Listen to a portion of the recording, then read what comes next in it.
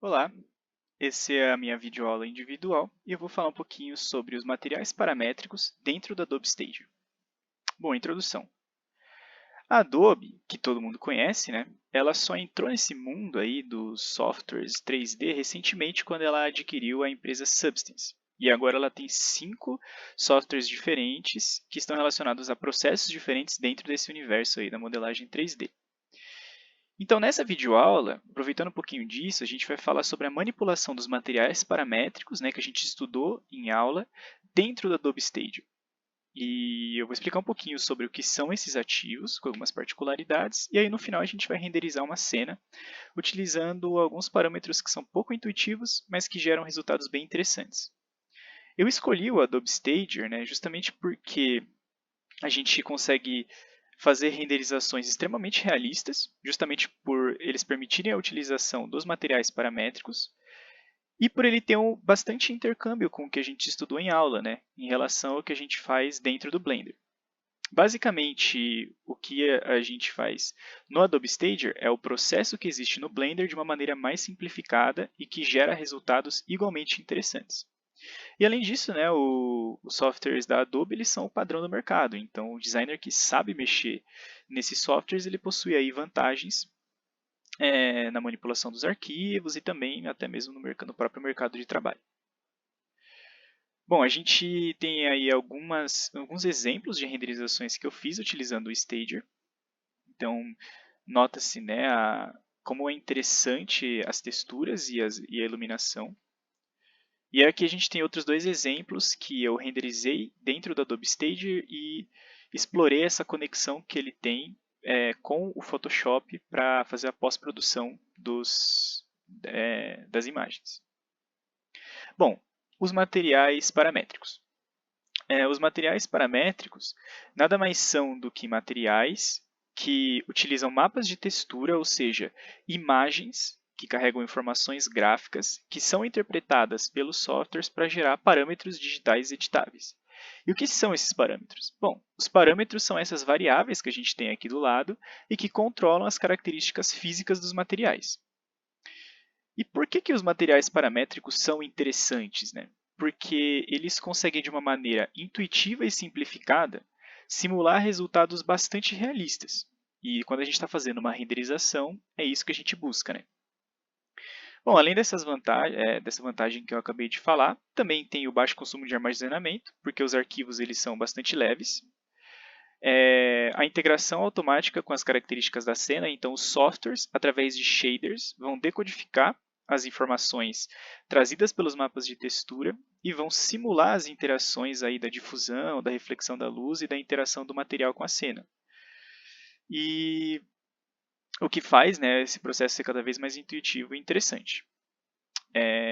Do ponto de vista da formação e da criação dos materiais paramétricos, né, eles compartilham muitas características entre si, justamente porque eles são formados aí por esses parâmetros.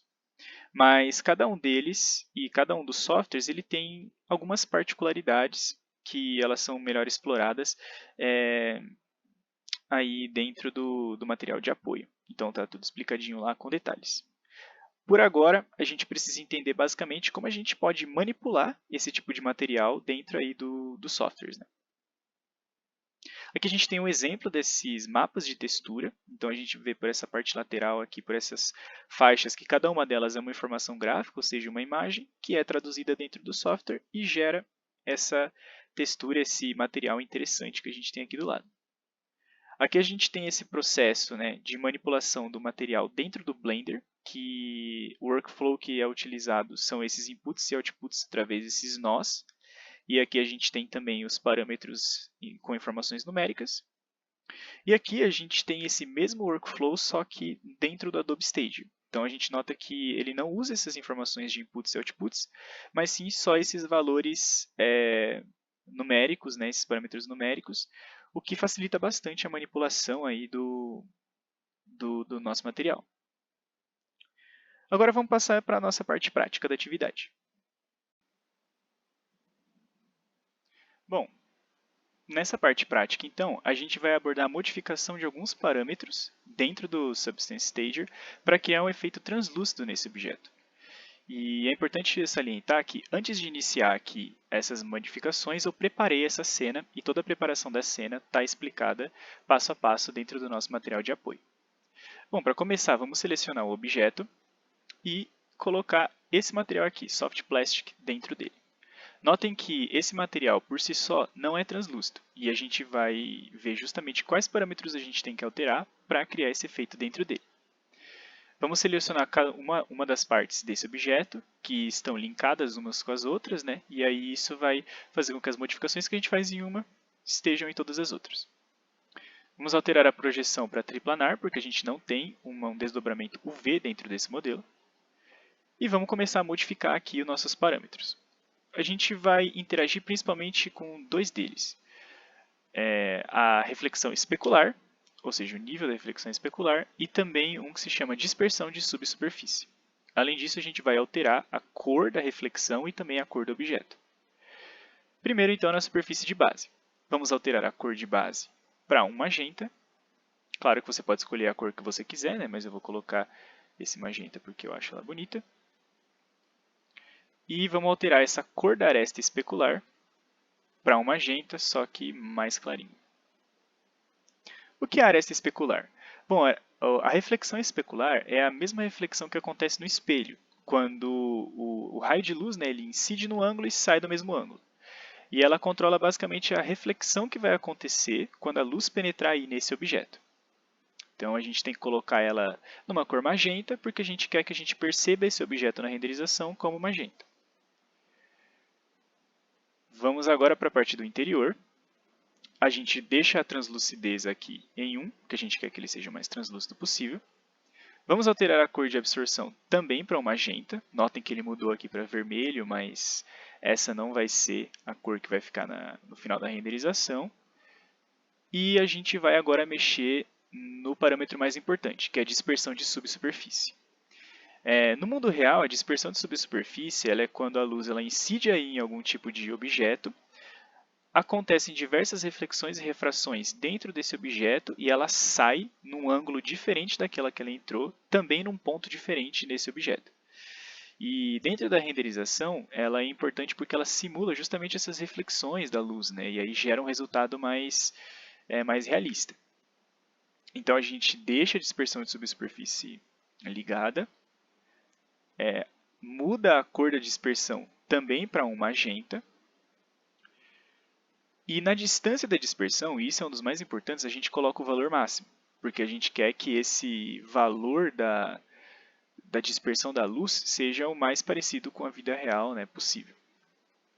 Claro que, como foi explicado, né, na primeira parte da aula, existem outros parâmetros aqui, mas esses parâmetros eles não precisam ser alterados para gerar o resultado que a gente está buscando, porque cada material paramétrico tem características e particularidades específicas. Bom, estabelecido então as alterações dentro desse material, a gente pode fazer e aplicar o acabamento, ou seja, renderizar a nossa cena. A gente vem aqui em aplicar acabamento, escolhe a predefinição. Quanto maior for a predefinição, mais tempo vai demorar, porque o computador precisa calcular o maior número de pixels possível, né, para gerar uma imagem mais nítida possível. Eu vou deixar na qualidade média, e isso vai demorar mais ou menos uns 8 minutos para renderizar. Claro que depende também da potência do seu próprio PC. Vamos estabelecer aqui um nome qualquer para o nosso arquivo, aonde ele vai ser armazenado, e o formato, que a gente pode escolher PSD ou PNG. Estabelecidos tudo isso, a gente clica em aplicar acabamento, e a gente pode acompanhar como é que está ficando essa renderização aqui nessa janela que fica no meio. Vou pular um pouquinho e aí já vou mostrar o resultado, né, como que ficou a renderização.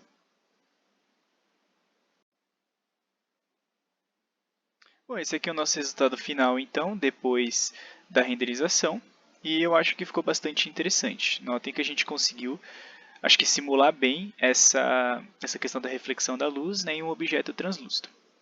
Espero que tenham gostado da aula e até a próxima. Valeu!